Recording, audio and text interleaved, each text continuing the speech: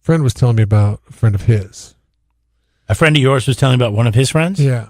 And he went to the doctor just for a routine checkup. And then he got a notification from the doctor that he had an STD.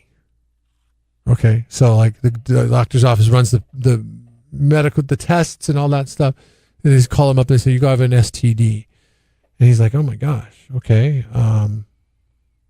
Okay. So then he tells his girlfriend that the doctor says, you gotta let your girlfriend know that he had an STD. Well, the girlfriend's like, I didn't give you the STD. Who gave you the STD?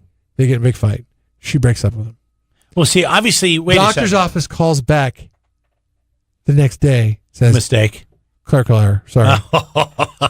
Because I'm like, wait a second, this doesn't make sense. Because if I get an STD and I know I've been messing around, I'm going right to my wife or girlfriend and going, what the hell? And that's what caused the fight. Right. Because he's like, I know I'm not being promiscuous.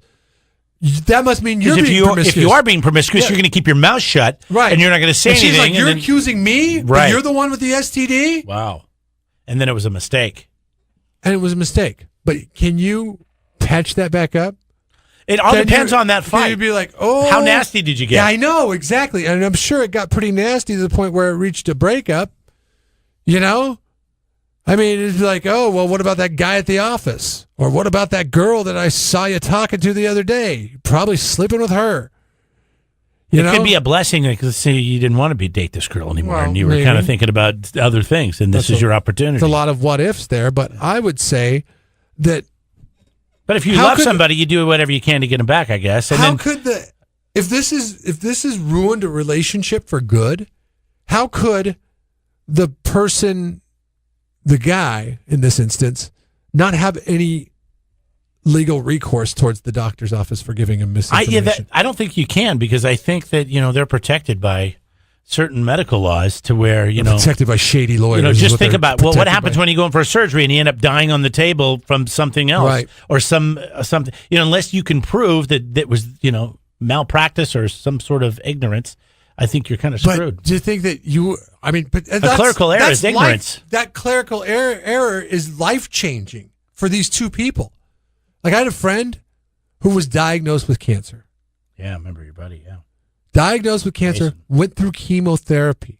Come to find out, it was a disease that he had that was treatable, that had similar conditions to cancer. But he got money out of that. I don't know if he did.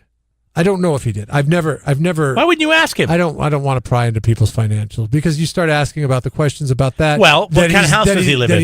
What kind of house does he live in? What kind of car does he drive? He lives in a nice house, but he also makes a good amount of money too. So does his wife work? She does part-time, but she doesn't anymore. She raises kids. Oh, yeah. He got a settlement. But he lives in a nice house in a remote area. So he's got land. No, he does not have land. But it's not in California, right? It's in a neighborhood. It's not in California? In Washington. Oh, okay. And it's suburban Washington. Yeah. Like, I bet you he got something out of that. You can't diagnose somebody and then give them deep suburban, like chemotherapy, rural suburban, and then make a misdiagnosis. That's what malpractice is all about, isn't it? I mean, I don't know. I don't know, but I mean, he was saving his sperm because he thought he was going to die. I mean, there was all these things, so his wife could have,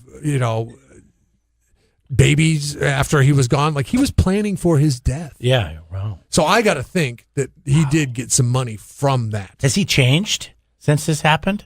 Do you notice a change? Well, I would think everybody changes. It's almost like you get a second chance. It's like those people that just cheat death and they say, you know what? I didn't realize I wasn't living my life. Now I'm really going to live my life. And that's wild. I talk to him frequently because he's one of my best friends. And I talk to him frequently, and I would talk to him during the time that this is all happening. And then I remember when he told me, hey, guess what? You know how they said I had cancer? And it turned out it was an error. I don't have cancer.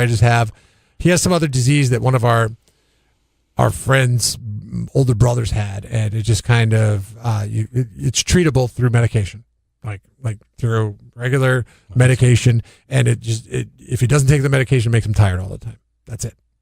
That's all it is. It's just some kind of weird immune deficiency disease, but it's treatable, totally treatable. And I got to think that he got money from it. I mean, I didn't ask him. I don't know for sure, but I got to think that he got money from. But what's to say he gets money from this? Because that's life changing. What they misdiagnosed was life changing here. Why couldn't STD guy have some kind of legal recourse into? He might. I don't know. You got to talk to a professional. That's what insurance is for, right? We all hate insurance companies. That's the only part of me that used to be like, everybody's suing everybody. That pisses me off. But then, when my stepdad got in his accident and started talking to an attorney, he's like, yeah, no, insurance pays for all this. All that money that everybody pays into insurance, that's where all this money comes from to, help compensate you for what you went through. Yeah, but you're talking about physical damage. This is emotional damage. Yeah, it's emotional. And I don't think any insurance company in the world is going to pay out on a broken up relationship No, I'm sorry. Misdiagnosis of an STD. I meant the insurance that the doctor's practice would have. They have insurance for malpractice.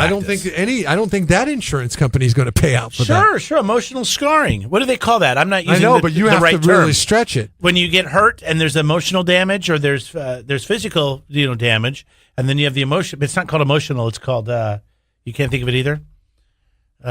Your emotional scars. Your psychological damage is what it is. Yeah, I don't think that's it either. But you know what I'm talking about, right? Emotion, like when people, they have if they might have physical damage, but they also have emotional damage, and they usually still sue for a lot more than that. I like Jeremy Jam from Parks and Rec. Yeah. Remember when Ron punched him in the face? Yes. And he sued him for $15,000 in dental work and then $35 million in emotional support. Yeah, that's what emotional scarring. Yeah, emotional scarring. It is emotional. I knew if I talked to you in Parks and Rec language, you would know exactly what I'm talking about. Yeah, there's got to be something there, and I don't know if I'm going to judge anybody for bringing that kind of lawsuit. No, hell no. Yeah. They could have been into a point where destroyed a relationship. They're going to start planning, the future, marriage, house buying, kids, future, all wiped away with a misdiagnosis of a doctor, not even a doctor didn't even misdiagnose it. It just got mixed up with somebody else's paperwork, a clerical error. Subscribe to the Jeff and Jeremy podcast now on Apple Podcasts, Spotify, Google, and YouTube. It's your Central Coast commute-friendly podcast.